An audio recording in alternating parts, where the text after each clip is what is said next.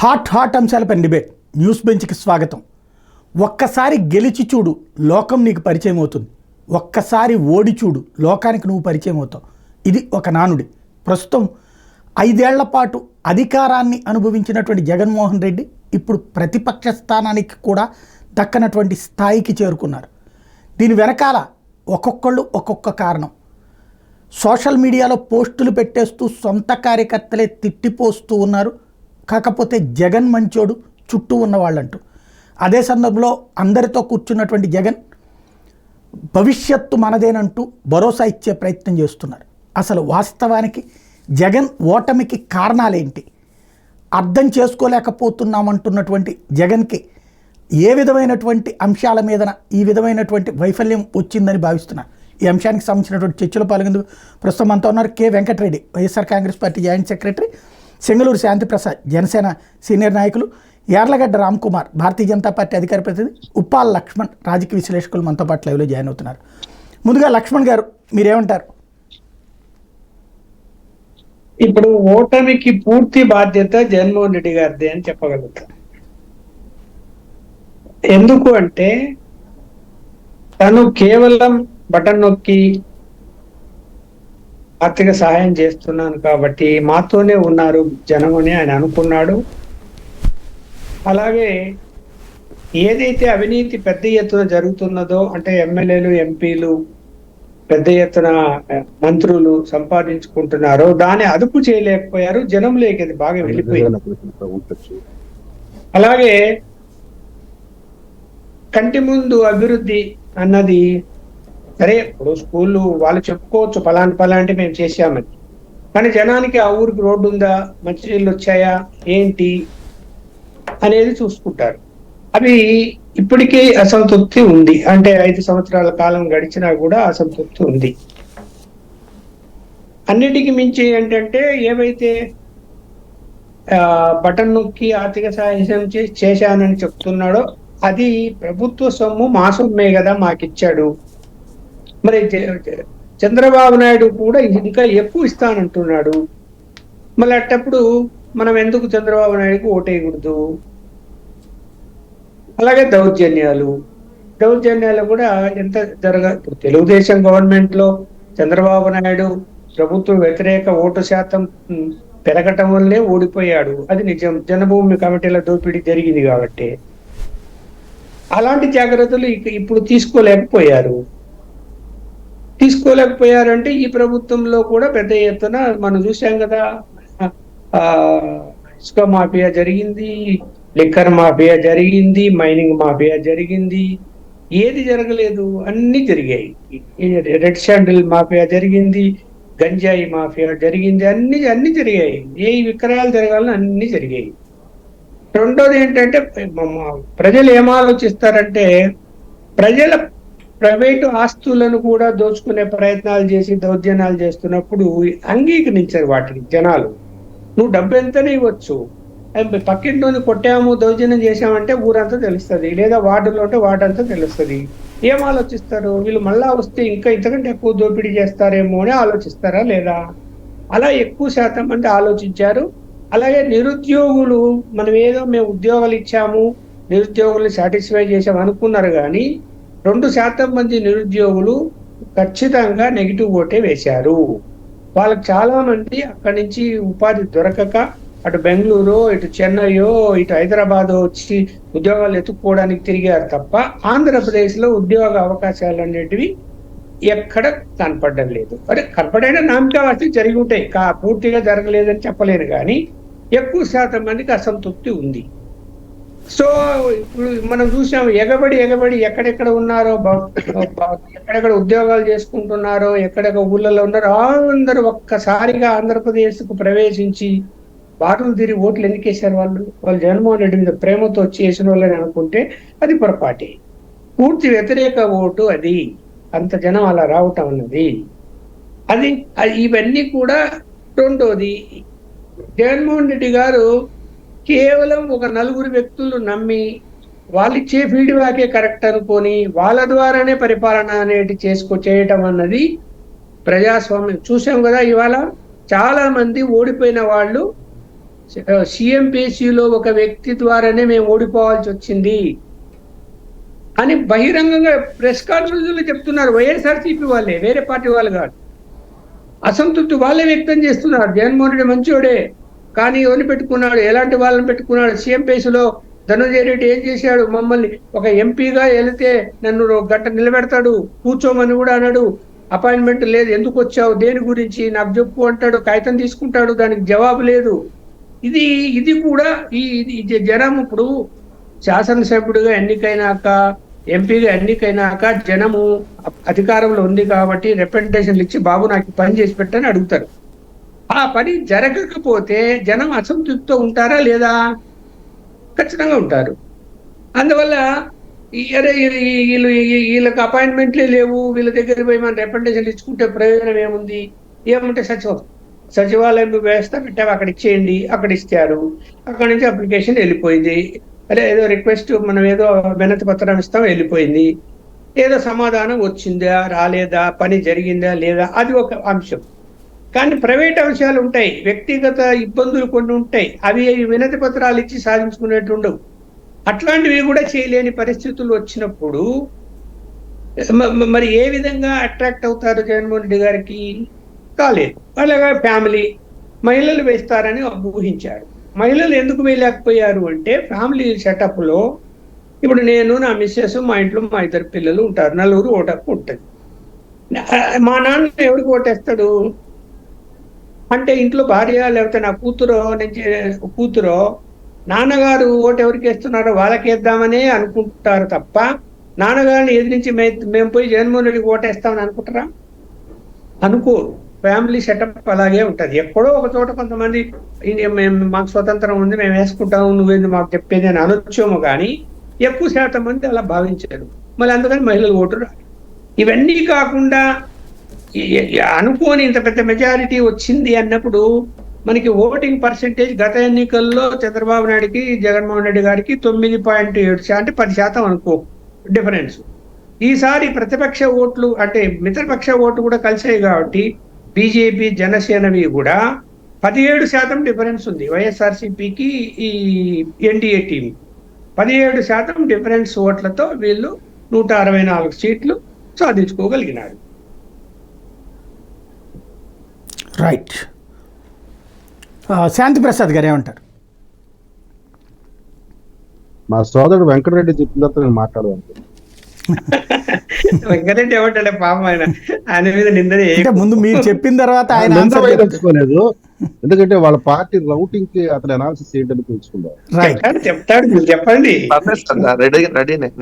చెప్పండి వెంకటరెడ్డి గారు. అయితే అంటే ఇప్పుడు మామూలుగా మనం ప్రతిసారి అధికార పక్షం వాళ్ళకి చివరిలో ఇస్తాం, ఇప్పుడు అధికార పక్షం వాళ్ళు అయ్యారు కాబట్టి చెప్పాల్సింది మీరే.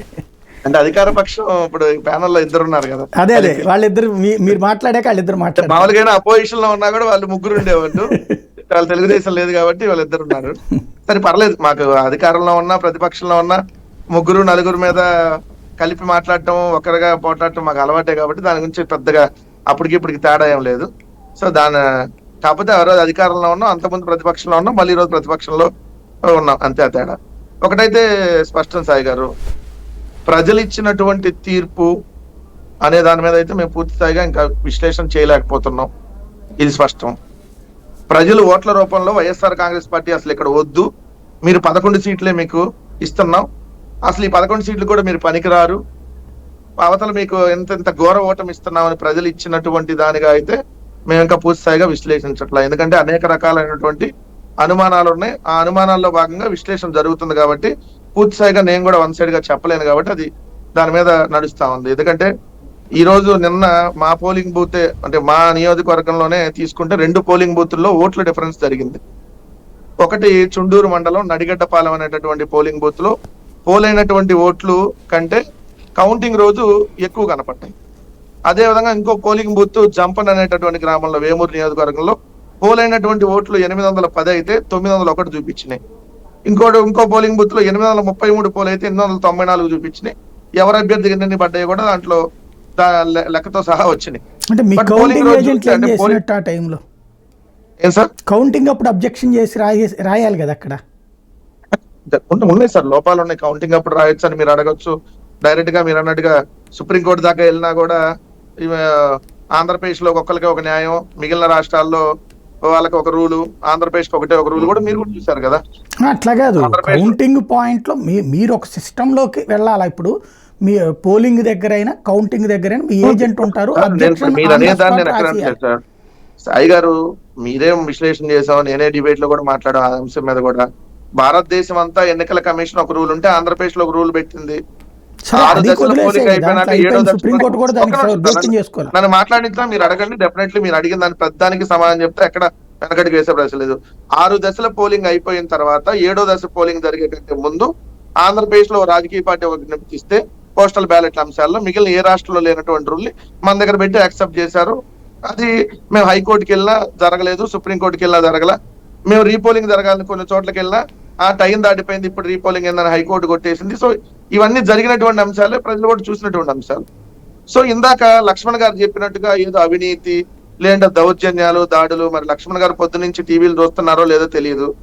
ఎవరు దౌర్జన్యాలు చేస్తున్నారో, ఎవరు దాడులు చేస్తున్నారో, ఏ విధమైనటువంటి దాడులు జరుగుతున్నాయో దాని మీద కనీసం మరి ఎవరు కూడా ఖండించినటువంటి పరిస్థితి ఎందుకు వస్తుందో, వైఎస్ఆర్ కాంగ్రెస్ పార్టీ అనే పేరు కనపడితేనో, లేదంటే రెడ్డి అనే తోక కనపడితేనో, లేదంటే ఏడన్నా బోర్డు మీద రెడ్డి అని కనపడితేనో, మొబైల్ స్టిక్కర్ మీద వైఎస్ఆర్సీపీ స్టిక్కర్ వేసుకుంటే పాపం నవ్వుతున్నారు రామ్ కుమార్ గారు.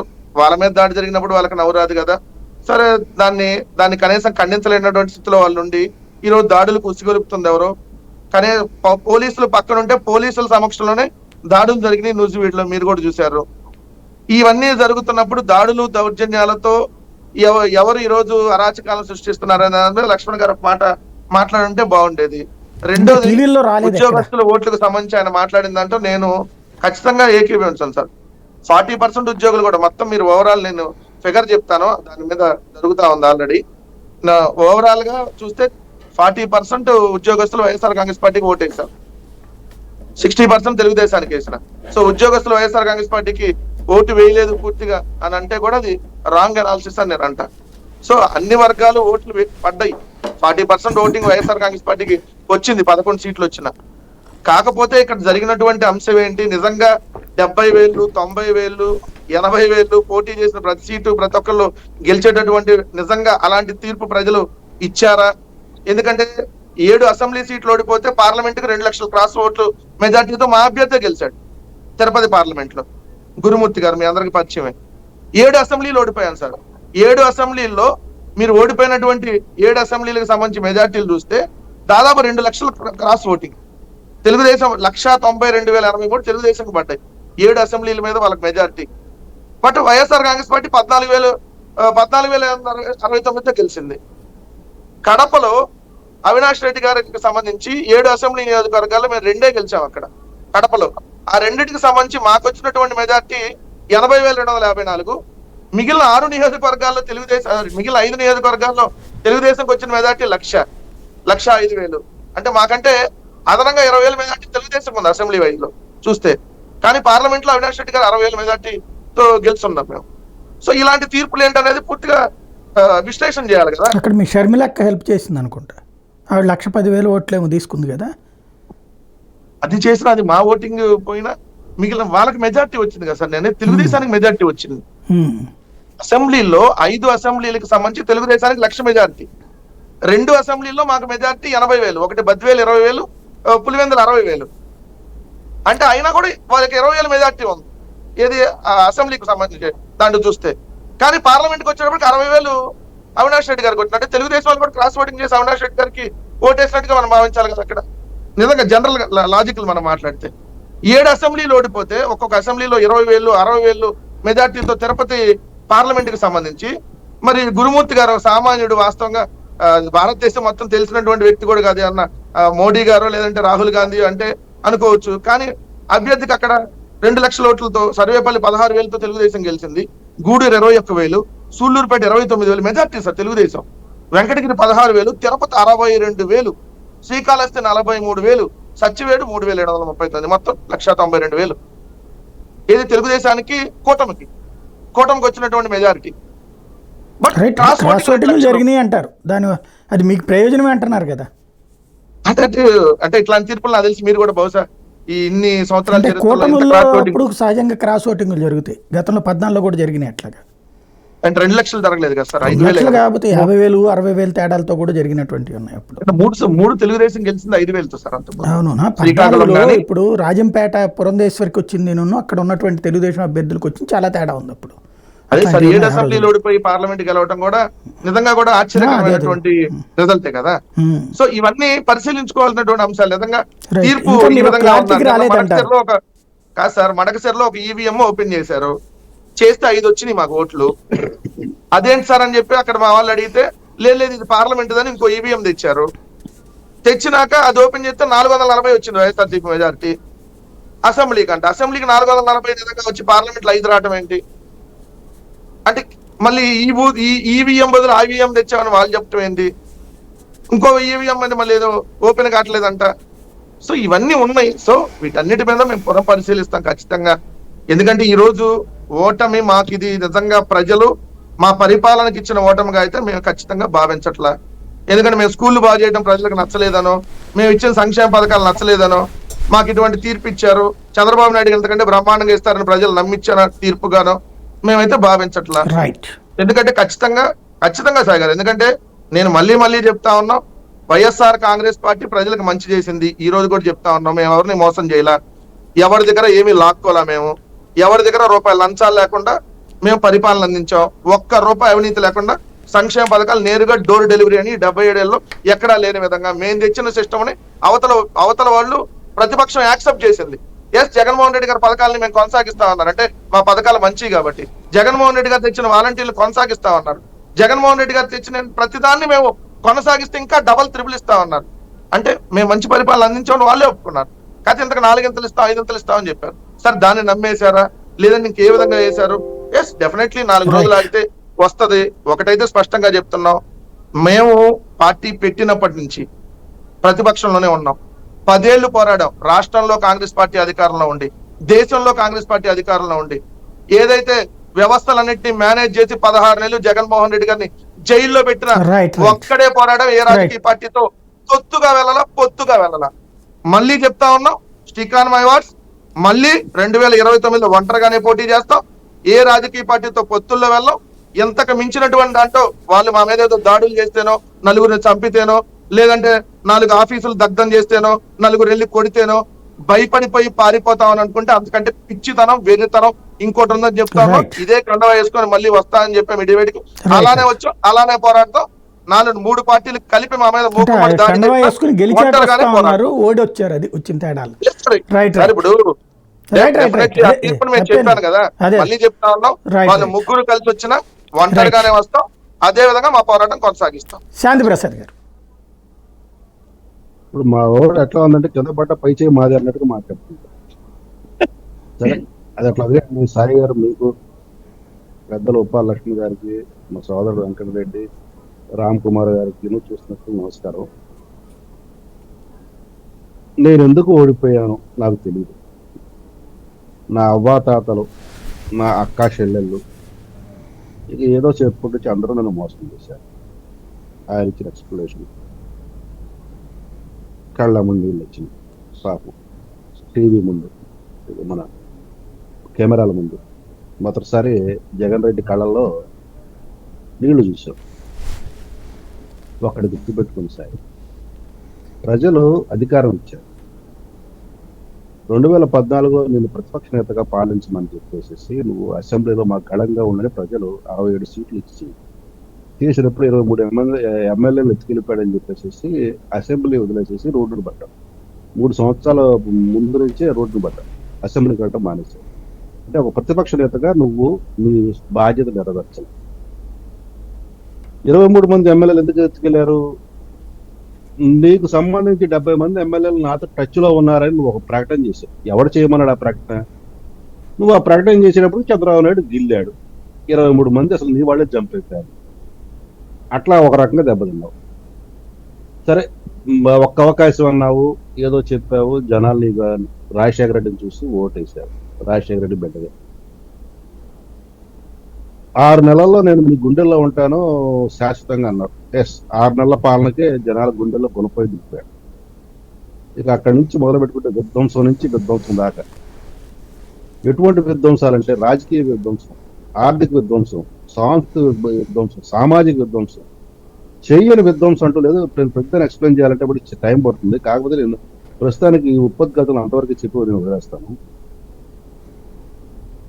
నా మొహం చూసి తప్ప ఎవడ మొహం చూసి ఓటేలేదన్న. దేవుడు దయా ప్రజల ఆశీర్వాదం అంటే నా వెంట్రుకు కూడా ఎవడో పేకలేదన్న. ఇట్లా పలు పదాలు. పవన్ కళ్యాణ్ 2 చోట్ల ఓడిపోయినాడు, దిక్కు లేదు, వాళ్ళని గుర్తింపు లేదు, జెండా లేదు. ఎన్ని కోతలు కొయ్యాలని కోతలు కూశారు. 4 పెళ్ళాలని స్టెప్నీలు అన్నాడు. ఏదో అసలు నోటికి హద్దు పొద్దు లేకుండా మాట్లాడారు. గౌరవం అనేది వీళ్ళ డిక్షనరీలో వేరే పదాలతో మొదలైంది. సరే, వాళ్ళు ఏం చేస్తారు కానీ చివరిలో ఒక స్లోగన్ ఇచ్చాడు ఆయన. జనాలు ఆ స్లోగన్నే ఫాలో అయ్యారు. అదేంటంటే, నేను ఇచ్చిన పథకాల వల్ల మీరు లబ్ధి పొందితే నాకు ఓటు వేయండి, నా వల్ల మీకు ఎటువంటి ఉపయోగం లేదనుకుంటే ఓటు వేయబాకని అన్నాడు. లబ్ధి వచ్చిన వాళ్ళు ఓటు వేశారు, లబ్ధి రాని వాళ్ళు ఓట్లు వేశారు. 2019 వచ్చిన ఓట్లు 1,55,00,000 చిల్లర. అంటే ఇక మైన్యూట్ ఫిగర్స్ చెప్పాలి, సుమారుగా 1,50,00,000. ఇప్పుడు 2024 అతనికి వచ్చిన ఓట్లు 1,32,00,000. నేను మీకు గత డిబేట్ లో చెప్పాను, ఇతనికి ఉభయ గోదావరి జిల్లాలో దగ్గర 25 లక్షల ఓట్లు టిల్ట్ అవ్వబోతున్నాయి. ఓవరాల్ గా రాష్ట్రం మొత్తం మీద ఇప్పుడు కూటమికి వచ్చిన ఓట్లు మీరు చూస్తే 1,83,00,000 చిల్లర దాకా ఉంది కూటమి మాత్రానికి వచ్చిన ఓట్లు. ఇది మీరు గుర్తుపెట్టుకుంటే ఇప్పుడు మీకు విషయం అర్థమవుతుంది. నేను గత డిబేట్ లోనే చెప్పాను, జగన్ రెడ్డికి లాస్ట్ టైం వచ్చిన 1,55,00,000లో 25 నుంచి 30 లక్షల పైన ఓటింగ్ తగ్గబోతుంది అని చెప్పారు. మా కూటమికి ఓవరాల్ గా దానితో పాటు అదనంగా పెరగబోతుందని చెప్పారు. ఇప్పుడు వాళ్ళకి 39.97% ఎంత వచ్చింది, 40% చెప్పుకున్నారు, తప్పేం లేదు. కూటమికి వచ్చేటప్పటికి ఆ పర్సంటేజ్ వచ్చినప్పటికి మీరు గమనిస్తే 55.3% వచ్చింది ఓవరాల్. ఇప్పుడు చెప్పండి, అంటే టీడీపీకి 45.6, జనసేనకి 6.85, బీజేపీకి 2.85%. ఓవరాల్ గా 1,86,00,000 చిల్లర ఓట్లు వచ్చింది. 2014లో వైసీపీ ఓటమికి 5 లక్షల చిల్లర ఓట్లు కారణం. 2019లో వైసీపీ గెలుపుకి 8,88,000 ఓట్లు కారణం, టీడీపీ పతనానికి 8,88,000 కారణం. ఈ రోజు వైసీపీ పతనానికి, కూటమికి విజయానికి 32.5 లక్షల ఓట్లు కారణం. ఇవి లెక్కలు. ఇక సీట్లు పరంగా అంటారా, ఓట్లకి శాతానికి సీట్ల శాతానికి ఎప్పుడు సంబంధం ఉండదు. నేను గత డిబేట్ లో కూడా మీకు చెప్తూ వచ్చాను. అంటే వీళ్ళకి ఏదైతే జగన్ రెడ్డి పిలిపించాడో, నా పథకాల వల్ల బెనిఫిట్ పొందానని మీరు భావిస్తే ఓటేయమన్నాడో, సుమారుగా 1,32,00,000 ఓట్లు వేశారంటే బెనిఫిషియరీస్ అందరూ ఓటేశారు నీకు. ఎక్కడ కూడా మోసం చేయాలి. కానీ గత 2 రోజులుగా వైసీపీ సోషల్ మీడియా కానీ, వైసీపీ అధికార ప్రతినిధులు కానీ, వైసీపీ మాజీ మంత్రులు కానీ, వైసీపీ నాయకుడు అధినేత కానీ చెప్తున్నది ఏంటంటే, మమ్మల్ని ప్రజలు మోసం చేశారు, ఈ పథకాలు తీసుకొని కూడా మాకు ఎందుకు ఓటేయలేదు అని అడుగుతున్నారు. ఎక్కడ మోసం చేశారు? 1,32,00,000 ఓటు పడతామంటే ఇది ఇంత వ్యతిరేకం ఉన్నప్పుడు కూడా ఎవరేశారు? నువ్వు ఎవరైతే అనుకున్నావో వాళ్ళందరూ నీకు వేశారు, ఎవరైతే బెనిఫిట్ పొందారో. ఎందుకంటే వాళ్ళందరినీ వాలంటీర్ తీసుకొచ్చి వేయించారు ఉదయం పూట. కానీ అక్కడి నుంచి మొదలైంది అసలైన సునామీ. అది మొత్తం కూటమికి అనుకూలంగా టర్న్ అయింది. మీకు గత డిబేట్ లో చెప్పాను సాయి గారు, 3,34,00,000 ఓట్లు పోలేదు దగ్గర. అందులో వీళ్ళకి 1,55,00,000లో ఒక 25 నుంచి 30 లక్షలు పోతే 1,20,00,000 నుంచి 1,30,00,000 మధ్యలో వీళ్ళు ఉంటారని చెప్పాను గత డిబేట్ లోనే. ఇది గుర్తుందా సాయి గారు? ఇప్పుడు వీళ్ళకి వచ్చిందంతా 1,32,00,000. అంటే నేను అనుకున్న దానిక ఒక 2 లక్షల ఓట్లు అదనంగా వచ్చింది. నేను సుమారుగా 1,80,00,000 నుంచి 2 కోట్ల మధ్యలో కూటమికి ఓట్లు వస్తాయని చెప్పాను. 1,86,00,000 చిల్లర వచ్చింది ఓట్లు. 11 సీట్లలో వీళ్ళకి వచ్చిన 11 సీట్లలో అసలు చాలా హాస్యాస్పదమైన విషయం ఏంటంటే కోస్తాలో 89 సీట్లకు కానీ 2 సీట్లు వచ్చాయి. ఎక్కడంటే అరకు, పాడేరు.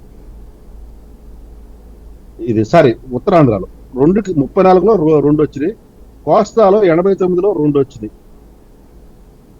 ఈ ప్రకాశం జిల్లాలో ఎర్రగొండపాలెము, దర్శి. ఇక రాయలసీమలో 52లో 7 వచ్చింది. ఏమిటంటే బద్వేలు, పులివెందుల, రాజంపేట, పొంగనూరు, తంబాళ్లపల్లి, మంత్రాలయం, ఆలూరు. వీటిల్లో ఈ 11లో 8 స్థానాల్లో 5,000 ఓట్ల కన్నా తక్కువ వచ్చింది. అంటే ఆ 5,000 ఓట్లలో సగం అటుటైనా వీళ్ళకి నికరంగా గెలిచేది ఎంతమంది ఉన్నారా అంటే 3. పెద్దిరెడ్డి సోదరులు, ఆ పెద్దిరెడ్డి అతను కొడుకు అనుకుంటారు. రెండోది ఇక జగన్ రెడ్డి గారు కొద్దిగా 10,000 దాటి మెజార్టీ వచ్చిన వారు. ఇది ఇట్లా ఉంటే మాకు ఎందుకు జనాలు మోసం చేశారు, లబ్ధిదారులు ఎందుకు మోసం చేశారని మీరు బాధపడటం ఏదైతే ఉందో అది చాలా హాస్యాస్పదమైన బాధ. చాలా అగౌరవంగా ప్రజా ఓటుని మీరు ఇప్పుడేదో ఈవీఎంల గురించి మా సోదరుడు మాట్లాడు, మీరు ఇప్పుడు మాట్లాడితే సుఖం లేదబ్బా. కౌంటింగ్ ఏజెంట్లు ఆ ఫారాల మీద సంతకం పెట్టేటప్పుడు ఏది రిటర్నింగ్ క్యాండిడేట్ డిక్లరేషన్ ఇచ్చే ముందు సంతకాలు పెట్టినప్పుడే అవన్నీ అక్కడ అధికారికంగా నమోదు చేయాలి. చేయకపోతే మీరు డిబేట్లోకి వచ్చి లేకపోతే గొట్టాల ముందుకు వచ్చి మీరు ఎన్ని వగచ్చినా ఎంత ఏడ్చినా సుఖం లేదు. ఎలక్షన్ ఓపీ చేసుకుంటారు, అది 5 సంవత్సరాల తర్వాత వస్తుంది రిజల్ట్. ఇలా పుణ్యకాలం అయిపోతుంది. నువ్వు ఎందుకు ఓడావు అంటే విధ్వంసం నుంచి విధ్వంసం. ఇందాక చెప్పిన విధ్వంసాలు ఎట్లాగో చెప్తారు. సాంస్కృతిక విధ్వంసం, దేవాలయాల మీద దాడి, రాముడి విగ్రహం తల తీసిన చేయటం, ఆ రథం తగలబెడతాం, ఒక్కడంటే ఒక్కడ ముద్దాయినంత ఈ రోజు వరకు పట్టుకోవాలి. మతాల మీద దాడి, కొన్ని మతాల వాళ్ళైతే వాళ్ళు ఆ మతాంతీకరణ చేసేటప్పుడు చేస్తున్న దురాగతాలు, అదొక సాంస్కృతిక విధ్వంసం. అయితే ఇక రాజకీయ విధ్వంసం ఎలా వచ్చిందంటే 3 ప్రాంతాల మధ్య అసమతులత ఉన్నట్టుగా, సమగ్రత తీసుకోవాలన్నట్టుగా 3 రాజధానుల పేరుతో నువ్వు చేసిన ఆ యొక్క చేష్టలు చివరికి రాజధాని లేని రాష్ట్రంగా ఈరోజు మనం పిలువబడుతుంది. ఈరోజు మనం రాజధాని లేని రాష్ట్రం, అదొక విధ్వంసం. తర్వాత ఈ సామాజిక విధ్వంసం ఎట్లా చేశాడంటే కులాల మధ్య చిచ్చు పెడతాం, కుల కార్పొరేషన్ పేరుతో కులాల మధ్య చిచ్చు పెట్టడం ప్రయత్నం, కాపులు నాన్ కాపుల మధ్య చిచ్చు పెట్టడం ప్రయత్నం, కాపులు కమల మధ్య చిచ్చు పెట్టడం ప్రయత్నించారు, కాపులు దళితుల మధ్య చిచ్చు పెట్టడం ట్రై చేశారు. కానీ ఇందులోనూ పాచికి పారల. ప్రాంతాల మధ్య చిచ్చు, మతాల మధ్య చిచ్చు, కులాల మధ్య చిచ్చు.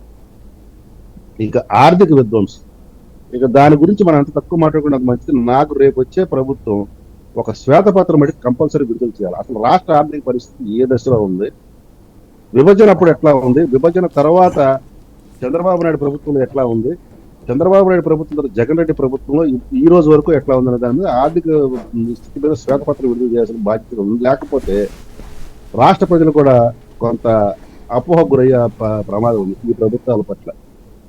కాబట్టి ఎందుకు ఓడిపోయాను కాదు, నిన్ను ఎవడో ఓడగట్టలేదు, నీకు నువ్వు ఓడగొట్టుకున్నావు. నువ్వే చెప్పావు లబ్ధి పొందితే ఓటేమన్నావు, లబ్ధి పొందని ప్రతి వాళ్ళు 2,80,00,000 మందికి చేసాం సాయం అంటున్నారు కదా, 1,30,00,000 మందికి చేసినట్టు. అప్పుడు సార్ ఇప్పుడు నేను చిన్న మాట చెప్తాను సార్, లబ్ధి పొందిన వాళ్ళలో కూడా చాలా మంది ఇతనికి వ్యతిరేకంగా వెళ్తారని కూడా నేను డిబేట్లో చెప్పాను. ఎందుకు కారణం అంటే ఉదాహరణకి తాగుబోతులు ఉంటారు, వాళ్ళ కుటుంబాల్లో ఆ తాగుబోతు ఈ మందు చూసి వాడు ఒక రకంగా వెతుకుతుంటే ఆ కుటుంబం నాశనం చేసి భార్య పిల్లలు ఇంకో రకంగా ఓటేస్తారు. చెత్త పన్ను చూసి ఇంటి మహిళ అసలు ఈ చెత్త ప్రభుత్వం నేను ఎందుకు ఓటేయాలనుకుంటాను. నిత్యావసర ధరల పెరుగుదల చూసి అసలు వాళ్ళ నెలవారీ బడ్జెట్ తలకిందులవుతుంటే ఎందుకు వెయ్యాలని అనుకుంటారు. ఇట్లా ప్రతి ఒక్క వర్గం, ఉద్యోగ వర్గం, యువత, రైతు, అసలు రైతుల్లో ఎంత ఇది చేశారంటే కౌలు రైతులకు పవన్ కళ్యాణ్ 1,00,000 రూపాయలు మా మరణాలకు ఇస్తుంటే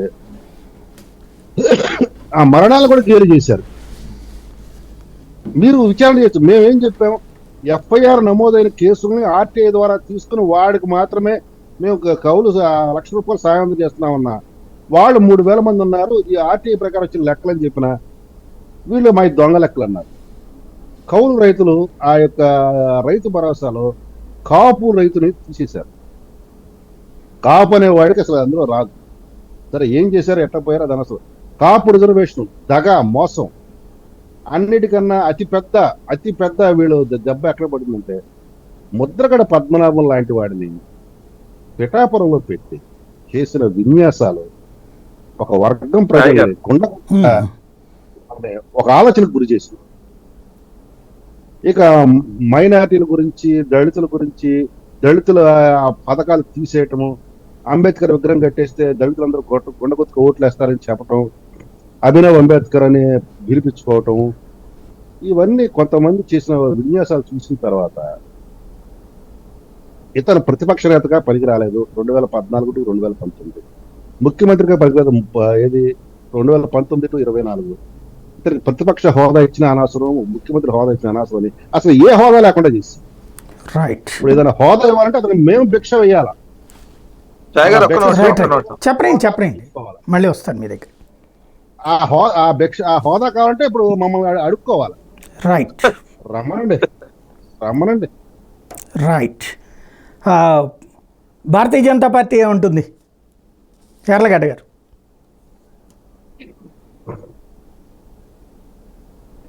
రామ్ కుమార్ గారు వాయిస్ ఆడియో మ్యూట్ లో ఉంది చూడండి. సాయి గారు నమస్తే అండి. అలాగే శాంతి ప్రసాద్ గారికి, లక్ష్మణ్ గారికి, వెంకటరెడ్డి గారికి కూడా. వెంకటరెడ్డి గారు చాలా అంటే బాగుందండి, ఆయన రావడం, డిబేట్ కి రావడం బాగుంది. ఎందుకంటే చాలా మంది ధైర్యం లేకపోవడం లేదండి, ఆయన బాగానే చెప్తాడు కానీ కాకపోతే ఇంకా సేమ్ మోడ్ లో ఉన్నారు. అదే భాషణ. నేనేదో మధ్యలో నవ్వానంటే ఆయన సీరియస్ గా ఏదో అయ్యారు కానీ నాకు నవ్వు వచ్చింది ఏంటంటే అండి, నా కారణాలు అదో పాయింట్ లిస్ట్ చేసుకున్నానండి. వాళ్ళు జగన్ ఎందుకు ఓడిపోయాడు అనే దాని కారణాలు లిస్ట్ చేసుకుంటే అదొక లిస్టు. కరెక్ట్ గా ఆయన కూడా అదే మాట వచ్చేసరికి అక్కడ నాకు నవ్వు వచ్చింది. ఇంకా అక్కడే ఉన్నారండి ఆ మూడ్ లో. అంటే ఆయన ఏంటంటే శాంతి ప్రసాద్ గారు కూడా చెప్పేశారు, మన టీవీలో కూడా నేను చాలా సార్లు చెప్పారండి, మైక్ పెట్టిన వెంటనే 1 minute దాటేలోపు కులాల ప్రస్తావన తెస్తారండి. విసిగిపోయి ఉన్నారండి దాని మీద ప్రజలు. కులాలుగా విడదీసి నీకు అయ్యిస్తున్నాను, ఇస్తున్నాను, నా ఇష్యూలు, నా బీసీలు అనే డైలాగ్ కూడా చాలా చిరాగ్గా ఉండేదండి. అలా విడదీసి ఏదో ఆయన జేబులో డబ్బులు ఇస్తున్నట్టుగా ఇస్తున్నట్టు ఆయన ఫీల్ అయ్యేవారేమో. ఆయన లోపల ఏముందో తెలియదు కానీ బయట చూడడానికి అలా ఉండేది. ఎలైట్ ట్రిప్లు ఏమనుకునేవారంటే అండి, అప్పులని మన మీద పెట్టి వీళ్ళకి ఇస్తున్నారని వాళ్ళ ఫీల్ అయ్యేవారు. అంటే ప్రతి పాయింట్ కి కూడా 2 సెక్టర్లు ఉండేది సాయి గారు. ఈ కులాలు వీళ్ళేమో ఈ విధంగా కులాల ప్రస్తావన తెచ్చేవారు లీడర్స్, ఏది గొట్టాల ముందుకు వచ్చేవారు. కింద వాళ్ళేమో ఏంటి ప్రతిదీ మన కులాల ప్రతిపాదన ఇస్తున్నారు ఆయన అనేవారు. ఇచ్చిందంతా కూడా ఎవరి జేబులో నుంచి ఇస్తున్నారు, మన ట్యాక్స్ డబ్బులు ఇస్తున్నారేమో అప్పర్ క్రీమీ లేయర్ అంతా ఫీల్ అయ్యేవారు. ఇలా ఉండేది అనమాట. ఈ మళ్ళీ ఈ నిన్న జగన్మోహన్ రెడ్డి గారు మైక్ ముందుకు వచ్చి దేవుడి పైన భారం వేస్తే చివరికి ఎందుకు ఓడిపోయినో తెలియదని ప్రజలదే తప్పు అన్నట్టుగా మాట్లాడేశారు. చాలా హుందాగా స్వీకరించాల్సింది హుందాగా స్వీకరించడం లేదు. ఆయన నెగిటివిటీ ఎంత ఉన్నదనేది అసెస్ చేయలేకపోయారండి. ఆయనే కాదు ఎవరు అసెస్ చేయలేకపోయారు నెగిటివిటీ ఎంత ఉన్నదనేది. మామూలుగా ఇంతకుముందు ఎక్కడైనా నగ్గితే 10,000 అనేది ఒక బెంచ్ మార్క్ కింద ఉండేది సాయి గారు మెజార్టీలో. ఇప్పుడు 30,000 అనేది బెంచ్ మార్క్ అయిపోయి 30, 40, 60, 70 వెళ్ళిపోయింది. ఇక్కడ ఓడిపోయింది ఆయనకి 11 సీట్స్ వచ్చారనేది క్రైటీరియా కాదండి. ఎంతెంత మెజార్టీలు వచ్చినాయి చూస్తే ప్రజల నుంచి అంత నెగిటివిటీ ఉందండి. వీళ్ళకి ఎంత పర్సెంటేజ్ ఆఫ్ ఓటింగ్ ఉంటుందన్నా కానీ మెజార్టీ వైపు నుంచి చూస్తే ప్రజలు ఎంత సెక్షన్ ఆఫ్ ది పీపుల్ వీళ్ళకి నెగిటివ్ ఉన్నది వాళ్ళు అర్థం చేసుకోవాలి. సరే వాళ్ళకి అర్థం అవ్వకపోతే వాడికి కోపం వచ్చినా మేమేం చేయలేం కానీ నా వెర్షన్ చెప్తున్నాను అంతే అండి. ఇంకోటి ప్రకృతి కూడా చాలా ఘోరంగా వీళ్ళకండి. ఎక్కడికి వెళ్ళి చెట్లు కొట్టేయడం చాలా ఘోరం అండి. నేను ప్రతి పుట్టినరోజుకి ప్రతి ఒక్కరిని చెట్లు ఏమని అంటా ఉంటారు అనమాట. ఎవరు హ్యాపీ బర్త్డే అని చెట్లు నాటమంటారు. నాలంటి వాళ్ళు చాలా మంది ఒక ఆర్గనైజేషన్ ఉందనమాట అండి. మేము చాలా హర్ట్ అయ్యండి ఆ విషయానికి మాత్రం. అనవసరం అండి ఆ పనులు. ప్రకృతి కూడా వీళ్ళకి నెగిటివ్ గా పనిచేస్తుంది. అన్నింటికి మించి జగన్మోహన్ రెడ్డి గారు ఒక మాట అన్నారండి. జగన్మోహన్ రెడ్డి గారు కదా అంతకుముందు వచ్చినప్పుడు కూడా ఆడవాళ్ళందరూ నాకే ఓట్లు వేసారని వీళ్ళంతా ఫీల్ అయ్యారండి. ఆడవాళ్ళు అసలు చివరిలో వచ్చిన వీళ్ళకి వేయలేదండి. ఎందుకంటే ఇంటికి పచ్చిమందు తాగేసి వచ్చి ఇంటికాడ పెంట చేస్తున్నారు మొగుళ్ళనేమో ఆళ్ళ వెర్షను, మందుబాబులేమో వాళ్ళ బ్రాండ్లు లేవని ఆళ్ళ వెర్షను.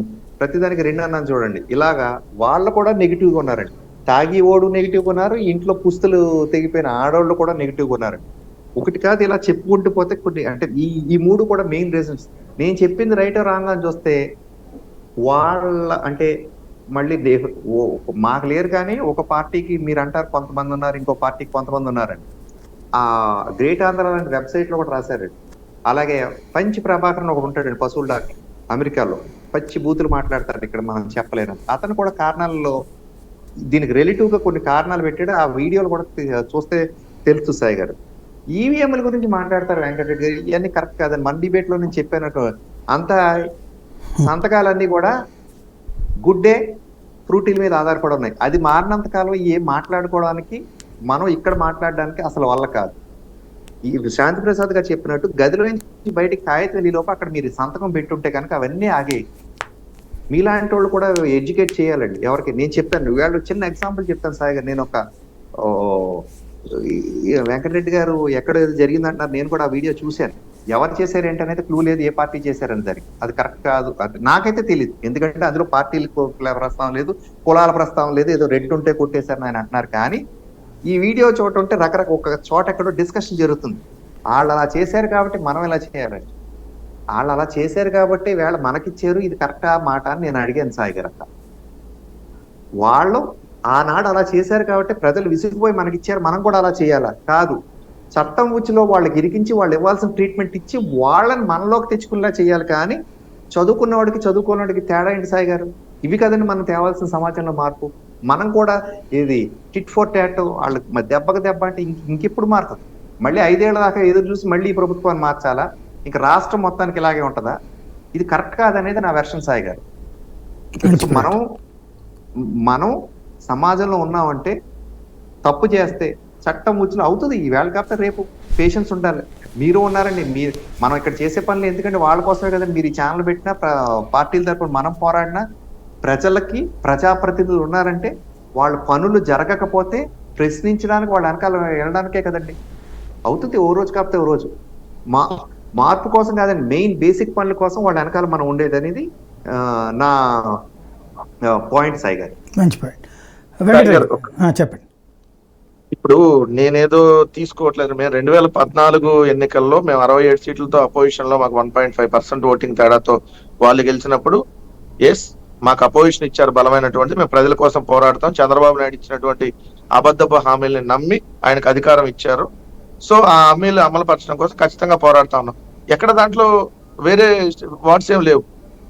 ఇప్పుడు చెబుతున్న రామ్ కుమార్ గారు ఇప్పుడు పెట్టుకున్న పార్టీతో ఆ కూటమిలో ఉన్న చంద్రబాబు నాయుడు అన్నాడు 2019లో ఈవీఎంలు ట్యాంపరింగ్ జరిగింది అని చెప్పి. మరి అదేనా తప్పండి? ఆయన రాజకీయ ప్రయోజనాల కోసం పూటకో మాట మాట్లాడతాడు. ఆయనకు చంద్రబాబు నాయుడుకి బుద్ధి జ్ఞానం లేదు. ఆయన అన్నదానికి నేను కూడా ఏకీభవిస్తాను. ఇంకొక వాడు వచ్చేటప్పటికి ఇందాక శాంతి ప్రసాద్ గారు మాకు లబ్ధిదారులు ఓట్లు వేసేస్తే మొత్తం వచ్చినాయి. 2014లో మేము అధికారంలో లేవు సార్. మేము 2014లో మాకు వచ్చిన ఓట్లు 1,28,40,803, 44.86%. 1,28,00,000 ఓట్లు వచ్చినాయి 2014లో కూడా. 2019లో 1,56,00,000, ఇప్పుడు 1,32,84,134. సో లబ్ధిదారులందరూ ఓటు వేస్తే నిజంగా వైఎస్ఆర్ కాంగ్రెస్ పార్టీ అంటే ఇప్పుడు జరుగుతున్నటువంటి దాని ప్రకారం మీరు అన్నట్టుగా 1,65,00,000 రేషన్ కార్డులు ఉన్నాయి ఆంధ్రప్రదేశ్ రాష్ట్రంలో. ఇప్పుడు మీరు అన్నట్టుగా అమ్మఒడి తీసుకునే వాళ్ళకి పెన్షన్దారులకి సంబంధం ఉండదు. 66 లక్షలు పెన్షన్దారులు సపరేటు, 44 లక్షలు అమ్మఒడి తల్లులు సపరేటు. సో నాకు ఇక్కడ అర్థం కాలేదండి. మీరు 1,45,00,000 రేషన్ కార్డులకి ఏదో ఒక బెనిఫిట్ ఇచ్చాం, 1,45,00,000 ఇంటూ ఇద్దరు లెక్కేసుకుంటే 2,80,00,000 90,00,000 అని మీరు అందరూ అనుకున్నారు. ఇప్పుడు అంటే ఇంట్లో ఒకళ్ళు ఓటేశారు, అందులో కూడా సగం తగ్గినట్టు లేడీస్ వేశారు, జెంట్స్ వేశారు అని అనుకోవాలా? అంటే లేదా అంత ప్రయోజనం మీరు చేకూర్చలేదా 2,80,00,000 మంది అన్నటువంటి? నేను అదే అంటున్నాను సార్. ఇప్పుడు నేను చెప్పేది నిజంగా లబ్ధిదారులు ఇప్పుడు మా ద్వారా మంచి జరిగినటువంటి కుటుంబాలు 87% ఉన్నాయి, రూరల్ అన్ని టౌన్లు అన్ని కలిపి. సో 87% కుటుంబాల్లో 50% పోయినసారే మాకు వచ్చినాయి నార్మల్ ఓటింగ్ లో. నిజంగా లబ్ధిదారులు అందరూ ఓటు వేసి ఉండుంటే వైఎస్ఆర్ కాంగ్రెస్ పార్టీకి నిజంగా ఓటింగ్ శాతం పెరగాలి. అసలు ఇది జరిగినటువంటి ఎన్నిక విధానంలో ఎక్కడ వీళ్ళు చెప్తున్నటువంటి అంశాలు లేదు. మద్యం తెలుగుదేశం వచ్చేస్తే మనకి ఎస్ పక్కనే మన ఇంటి పక్కనే వైన్ షాప్ ఉంటది, రాత్రి 12 మాకు దొరికింది కాబట్టి ఎస్ అందుకని జగన్మోహన్ రెడ్డి వస్తే రాత్రి 10 క్లోజ్ చేస్తున్నాడు.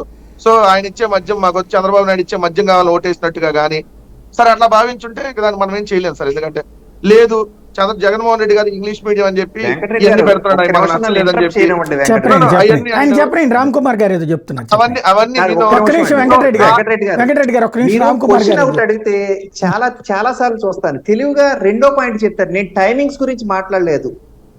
అసలు మీరు ఏమంటే ఏ పార్టీ అయినా వదిలేండి వెంకటరెడ్డి గారు, మద్యం 24 hours ఎవరికి ఎక్కడైనా దొరుకుతుంది.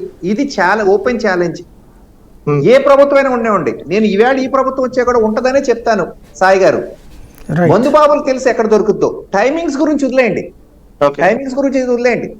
నేను చెప్పేది ఏంటంటే పచ్చి మందు నెంబర్ 1 పచ్చి మందు. చేస్తున్నారని ఆడవాళ్ళు బాధపడ్డారు. అంటే 5 సంవత్సరాల్లో మంచి మద్యం సార్ ఆంధ్రప్రదేశ్ రాష్ట్రంలో 5 కాదు, సంవత్సరాల్లో కాదు, మద్యం మీరు తాగి చెప్పండి. నా మీరు క్వశ్చన్ ఫలానా వాళ్ళు నేను టైమింగ్స్ గురించి చనిపోయారని మాట్లాడలేదు. మీరు ఒకటి చెప్పేది మీరు చెప్పండి. ప్రెసెంట్ డిసైడ్ ఒక నిమిషం అదే వెంకటరెడ్డి గారు, నా పాయింట్ ఎంత డిస్కషన్ అంటే ఒకటి మీరు వినండి. చదువుకున్న వాళ్ళు ప్యానల్ లో ఉన్న ప్రతి ఒక్కరు వినండి, క్వశ్చన్ వినండి క్లియర్ గా. మీరు చెప్పండి, నేను ఇంటరప్ట్ ఎంత చేయను మిమ్మల్ని. దౌర్భాగ్యంగా మనం మాట్లాడుతున్నాం అంటే ఆయన మద్యం, చెప్పండి. రామ్ పచ్చి కుమార్ గారు మందు. చెప్పాక మీరు చెప్పండి వెంకటరెడ్డి గారు. చెప్పండి, నేను మిమ్మల్ని డిస్టర్బ్ చేయను. నేను క్వశ్చన్ అడుగుతాను, మీరు ఆన్సర్ చెప్పండి. ప్రజలు డిసైడ్ చేస్తారు నాది రైటా మీది రైట్ అనేది. నేను మిమ్మల్ని interrupt చేయను. నా పాయింట్ ఏంటంటే పచ్చి మందు 5 ఏళ్లలో ఇచ్చేరా, దాని మీద ప్రజల పుస్తులు, అది ఆడవాళ్ళ పుస్తులు దిగిపోతున్నాయని బాధపడ్డారు, అందుకని ఓట్లు వేయలేదు. నెంబర్ 2, మంచి మందు బాబులు అయితే మంచి బ్రాండ్లు దొరకట్లేదు అని కూడా వేయలేదు. ఈ రెండాట్ల మీద మీ వెర్షన్ ఏంటో మీరు చెప్పండి. టైమింగ్స్ గురించి నేను డిస్కషన్ నేను చేయట్లా. చెప్తా. రైట్. సార్ ఆంధ్రప్రదేశ్ రాష్ట్రంలో మేము ఒక్క మద్యం బ్రాండ్ కూడా కొత్తది తీసుకురాలా. ఓపెన్ ఛాలెంజ్, మళ్ళీ వాళ్ళే అధికారంలో ఉన్నారు కదా, ఎన్ని ఎంక్వైరీ చేసుకునేటటువంటి అవకాశం కూడా వాళ్ళకి ఉంది కదా. 2019లో చంద్రబాబు నాయుడు గారు దిగిపోయేటప్పుడు ఏదైతే రెన్యువల్ చేశాడో ఆ బ్రాండ్లే ఉన్నాయి. మీరు అన్నట్టు ప్రెసిడెంట్ మెడల్ గానీ, గవర్నర్ రిజర్వ్ గానీ, ఇవన్నీ తెలంగాణలో దొరుకుతాయి, తమిళనాడులో దొరుకుతాయి, ఆంధ్రప్రదేశ్ లో కూడా చంద్రబాబు నాయుడు గారు వెళ్ళిపోయేటప్పుడు రెన్యువల్ చేసినటువంటి బ్రాండ్లే. ఇది పచ్చి మందు అని అంటున్నారు కదా. ఈ 5 సంవత్సరాల్లో ఈ పచ్చి మందు అని ఎవరన్నా తాగి ఇదిగోండి ఈ మందు వల్ల మేము చనిపోయాము, ఈ ఆంధ్రప్రదేశ్ మందికి పక్క రాష్ట్రాల మందికి తేడా ఉందని చెప్పి మీరు ఎవరైనా చనిపోయినటువంటి దాఖలాలుంటే చూపించండి. లేదంటే మీరు 5 ఏళ్ళు అధికారంలో ఉన్నారు కదా కేంద్ర ప్రభుత్వంలో, నిజంగా ఇక్కడ నాసిరకం మద్యం అమ్మితే మీరు చూస్తా చేతులు కట్టుకుని కూర్చోరు కదా. ఎందుకు ఈ విధమైన దుష్ప్రచారం? ఆల్రెడీ అయిపోయినాయి ఎన్నికలు, ఇప్పుడైనా ఫ్యాక్ట్ మాట్లాడండి. చేయాల్సిన దుష్ప్రచారం మీరు మా మీద 5 ఏళ్ల పాటు చేశారు, సరే దాన్ని ప్రజలు నమ్మారా, నమ్మి మాకు ఈ విధంగా జరిగింది అనేది డిస్కస్ చేద్దాం. ఒక రోజుతో తెలియదు కదా 5 ఏళ్ళ దాని మీద. ఇప్పుడు కూడా వాస్తవాలు మాట్లాడమంటున్నా. రెండో అంశం వచ్చేటప్పుడు క్లియర్ గా ఒకటైతే సాయి గారు, వీళ్ళు చేసినటువంటి ఆరోపణలు మా మీద, ఈ చేసినటువంటి ఆరోపణలు ఏది కూడా కరెక్ట్ కాదంటారు నేను. ఎందుకంటే వాళ్ళు ఇప్పుడు అధికారంలోకి వచ్చారు కదా.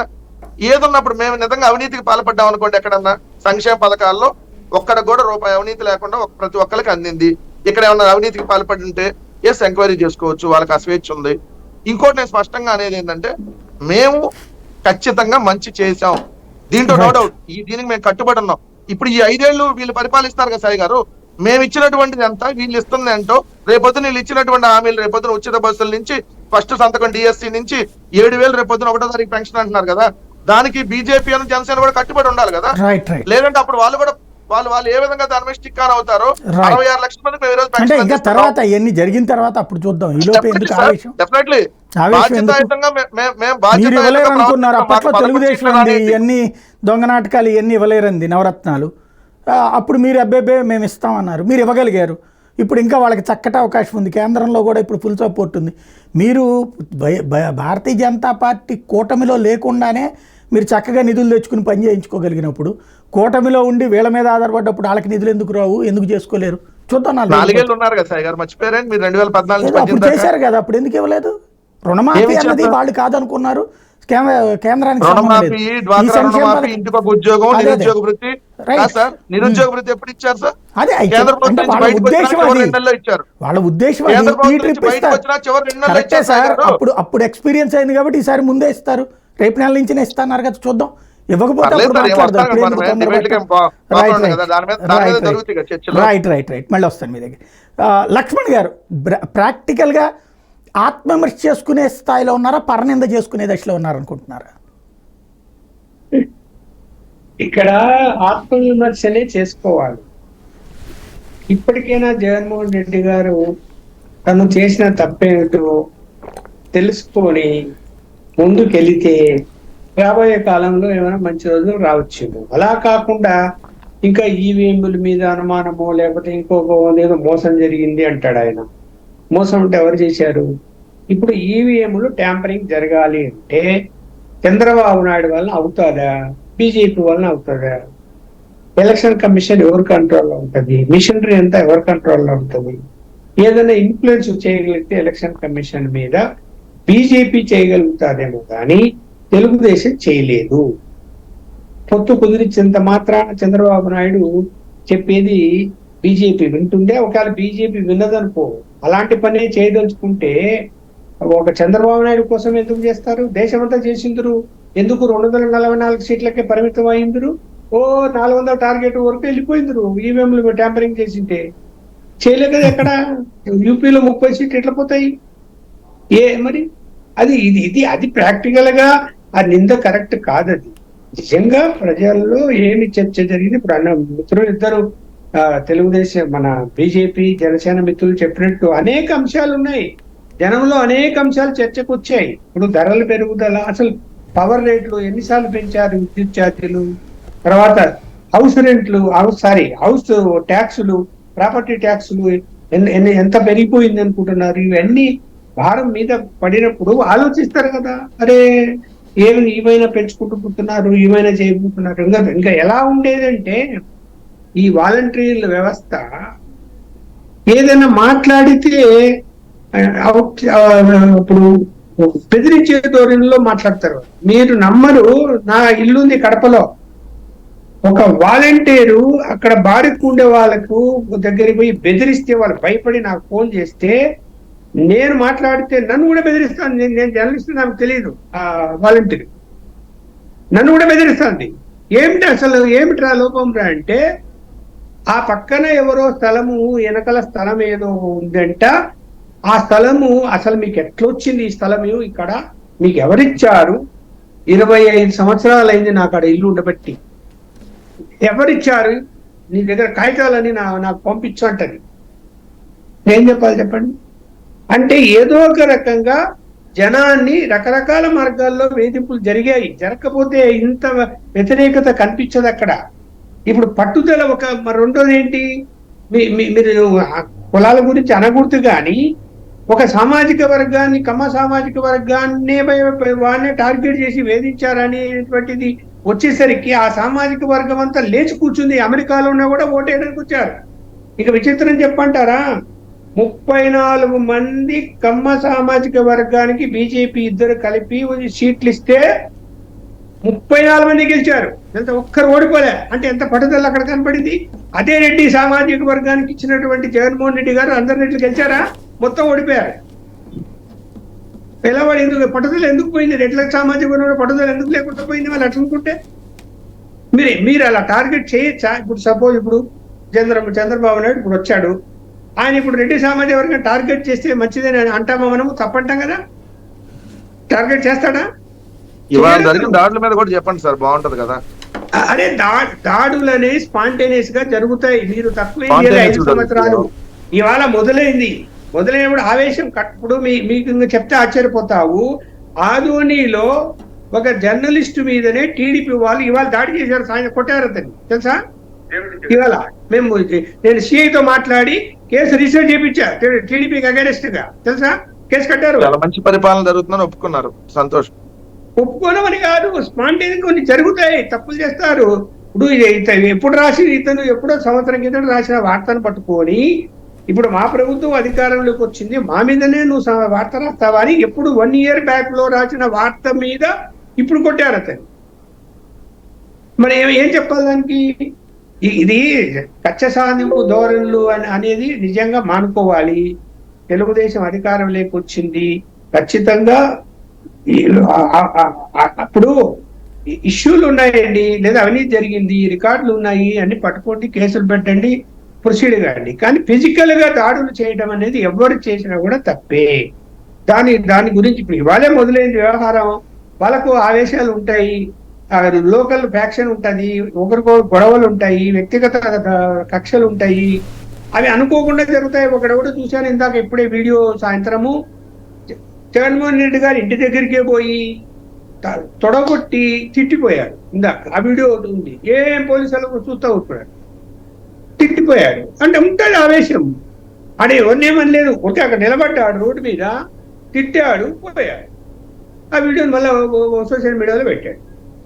మరి ఏంటి చెప్పండి? ఇది ఇక్కడ అలాంటి పనులు చేయకూడదనే నేను చెప్తున్నాను.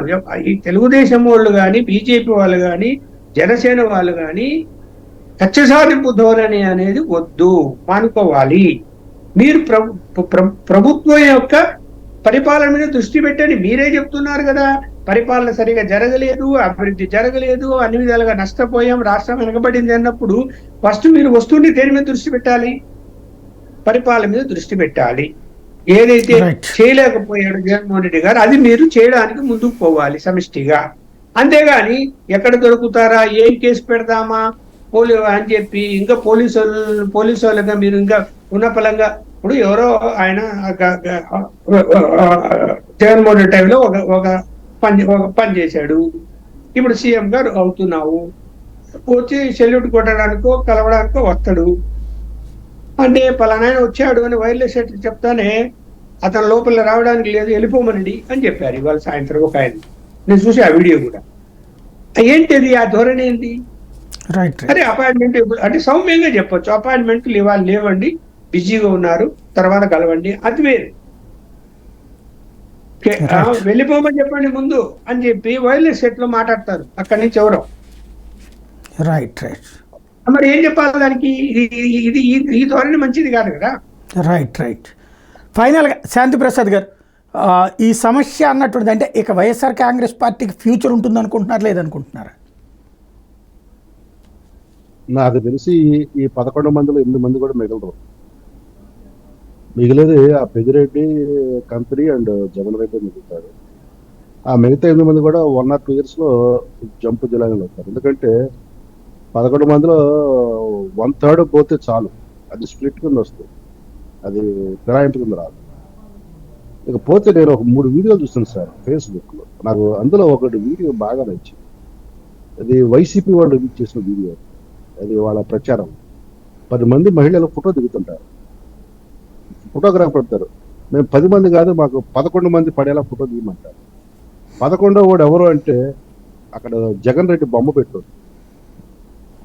జగన్ రెడ్డి బొమ్మ కూడా అంటే 11 మంది, చివరికి వాళ్ళు ఇచ్చింది కూడా 11 మంది జగన్ రెడ్డితో సహా. తర్వాత ఇంకొక వీడియో చూశానండి, చంద్రబాబు నాయుడు అసెంబ్లీలో హేళన చేస్తారు జగన్ రెడ్డి. నువ్వు వినిపించమని వినిపిస్తావు, దగ్గర రెడీగా ఉంది చేతిలో. నీకు ప్రతిపక్ష హోదా, ఎస్ నేను నీకు ఇచ్చా, నేను నీకు దయతలిచి ఇచ్చా, నేను ఇవ్వకపోతే నీకు ఆ హోదా కూడా లేదు. ఎన్ని మాటలు మాట్లాడావు. ఇక మా సోదరుడు ఏదో ఆవేశం ఆపుకోలేక, ఆక్రోశం ఆపుకోలేక. చూసారా? కొత్త ఏం చూడలేదా? నేను చూస్తుంటాను కాదు, ఈ టైం బోర్డని చెప్తా. మీ వైసీపీ దురాగతాలు ఒక్క కేసు అంటే ఒక కేసు రిజిస్టర్ చేశారా? కేసు పెడతానికి వచ్చిన మీద కేసులు పెట్టారు మీరు. నిజంగా మీ 5 సంవత్సరాల పాలనలో జరిగిన దురాగతాల మీద కేసులు పెట్టి రిజిస్టర్ చేస్తే మీది వరల్డ్ రికార్డ్ అయ్యేది. మీ పాలన మీద, మీ పాలనలో వరల్డ్ రికార్డ్ ఎక్కడ క్రియేట్ అయిందంటే హైకోర్టు, సుప్రీంకోర్టు ముట్టుకెళ్ళింది. చివరికి ఆఖరి రోజు కూడా ముట్టుకెళ్ళినారు కదా. ఇంత దరిద్రమైన పాలన ఎక్కడన్నా ఉందా? కాబట్టి మీ పాలన గురించి మాట్లాడుతుంటే దరిద్రం గురించి మాట్లాడుతుంది. ఈ రాష్ట్రాన్ని బట్టి దరిద్రం గురించి మాట్లాడుతుంది. ఎవరు దరిద్రం ప్రజలు ఇప్పుడు చూస్తారు కదా. ప్రజలు నిర్ణయించారు. నెక్స్ట్ 5 years తర్వాత మాట్లాడదాం. చూస్తారు కదా దరిద్రం ఎవరు. నెక్స్ట్ 5 years మంచిగా మాట్లాడతారు. దరిద్రాలు నేను ఇంకా చాలా దూరం వెళ్ళి మాట్లాడాల్సి వస్తుంది. కాళ్ళు పట్టుకునే కర్మలు మాకు లేదు.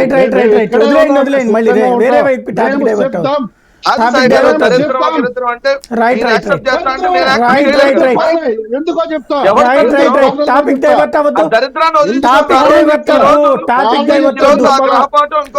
వ్యక్తిగతంగా ఎక్కడికో వెళ్ళదు మనం. మదం తగ్గరా మంచి మళ్ళీ ఆ మంచి కోసం పోరాడతాం. ఎందుకో చెప్తా, అంతే తప్ప ఎవరు ముష్టి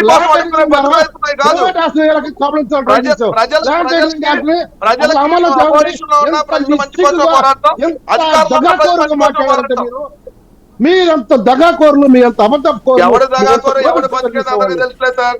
ఏదో 10 20 సీట్లు గెలవగానే మీరు ఏదో మగాళ్ళు అయిపోలేదు. ఒక 20 సీట్లు గెలవగానే మీరు ఏదో మగాళ్ళు రైట్, అవ్వాలి. రైట్. మీ బతికేందో ఇప్పటికీ తెలుసు కదా. ఎవరి బతుకుతుందో ఎవరికి తెలుసు, అందరికీ ఎవరు తెలుసు. రెడ్డో ఎవడు కాదు మీరు మాకు రెడ్డిలో 11 సీట్లు వచ్చినా రాయల్ బతికే మాది. రాయలసీగా ఉంటే బతికే మాది. సీట్లు వచ్చినా ఎవడో కాళ్ళు పట్టుకొని రైట్ రైట్ రైట్ ఎవడో వద్దు, వ్యక్తిగతంగా వద్దు. థ్యాంక్ యూ వెరీ మచ్ అండి వెంకటరెడ్డి గారు, శాంతి ప్రసాద్ గారు, రామకుమార్ గారు, ఉప్పాల లక్ష్మణ్ గారు. వద్దొద్దు, ఇక్కడ అది టైము పరిమితంగా ఉంది, అక్కడ భావోద్వేగం ఎక్కువైపోతుంది. థ్యాంక్ యూ వెరీ మచ్ అండి. మనం కంట్రోల్డ్గా మాట్లాడుకోవాలనుకుంటా. నేను డిబేట్ అంటే టీవీ ఛానళ్ళల్లో అరుచుకున్నట్టు ఇక్కడ అది వ్యూవర్షిప్ కోసం అరుచుకోవడం కరెక్ట్ కాదు. మనం బేసిక్గా నాకు వ్యూవర్షిప్ అలా కాదు, నాకు వ్యూవర్షిప్ అంటే అరుచుకోవడం వల్ల ప్రయోజనం ఉండదు, కానీ నాకు అట్లా ఇష్టం ఉండదు. నా వీడియో నా దాంట్లో అదే చెప్తున్నా. ఇప్పుడు మీ ఒకళ్ళకొకళ్ళు జోక్యం చేసుకున్నప్పుడు దాంట్లో అడిగి ఇన్వాల్వ్ అవ్వడం కరెక్ట్. రామ్ కుమార్ గారు కంక్లూడ్ చేయండి. వద్దు కంక్లూడ్ చేద్దాం.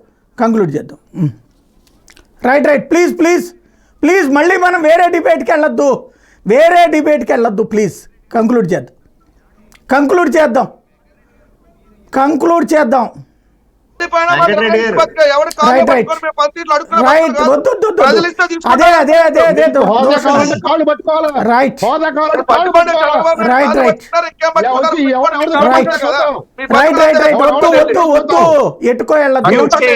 ఎట్టుకో వెళ్ళొద్దు ప్లీజ్ కంక్లూడ్ చేయండి రామ్ కుమార్ గారు. కాదండి, వెంకటరెడ్డి గారు ఇదే భాషన ఇదే టెంపో కంటిన్యూ చేస్తే నాకేం అభ్యంతరం లేదు కానండి. అది వాళ్ళ పార్టీ లైన్ అయితే అలాగే వెళ్తారు. ప్రజలు కనీసం ఇప్పుడైనా ఆఫ్టర్ 5 years అయినా ఎందుకు అనేది రియలైజేషన్ రాకపోతే ఇంక వారిష్టం. కానీ మందుల గురించి ఇందాక మాట్లాడేవు, పచ్చి మందు గురించి మాట్లాడితే ఇక్కడ కన్నా క్వాలిటీ ఉందా ఎంత అంటే ఖచ్చితంగా అండి. తెలంగాణ నుంచి ఎందుకు లిక్కర్ మనకి ఇంపోర్ట్ అవుతుంది అనేది వారు ఆలోచించాల్సింది. గత 5 ఏళ్ళలో కర్ణాటక వాళ్ళు నుంచి ఆంధ్ర బోర్డర్ లో మందు వ్యాపారం ఎందుకు చేశారో వాళ్ళు ఆలోచించుకోవాల్సింది. తెలంగాణలో మనకన్నా పెట్రోల్ రేట్లు ఎందుకు తక్కువ ఉన్నాయో ఆలోచించాల్సిందండి. ఇటువంటి విషయాలు తెలిసి కూడా ఊరికే అంటే ఒకటి అడిగితే ఇంకొకటి చెప్పడం అయితే కరెక్ట్ కాదు సాయి గారు. లాస్ట్ మాట 100% కాదు, నేను 99% మేనిఫెస్టో అమలు చేశాను, 1% మిగిలిపోయింది అని అనుకున్నారు. కానీ జగన్మోహన్ రెడ్డి గారు నిజంగా మంచి చేసుంటే నాకు ఓటు వేయండి అన్నారు. ఓటు వేయలేదంటే మంచి చేయలేదంటే లెక్కలేదు నా పాయింట్ అండి. Right, thank you very much అండి వెంకటరెడ్డి గారు, శాంతి ప్రసాద్ గారు, రామ్ కుమార్ గారు, లక్ష్మణ్ గారు. ఇది పరిస్థితి. ఓవరాల్గా అయితే కర్ణుడి చావుకి 100 కారణాలు అన్నట్టు వైఎస్ఆర్ కాంగ్రెస్ పార్టీ ప్రభుత్వ పతనానికి 100 కారణాలు. కాకపోతే దాన్ని అంగీకరించడానికి వైఎస్ఆర్ కాంగ్రెస్ పార్టీ ఇంకా సిద్ధం కాకపోవడం అన్నట్టుది ఇక్కడ కనబడుతోంది. దాని వెనకాల ఉన్న లోపాలు ఇంకా సమీక్షించుకుంటున్నాం అంటున్నారు. సమీక్ష తర్వాత స్పష్టత ఏం వస్తుందో చూద్దాం.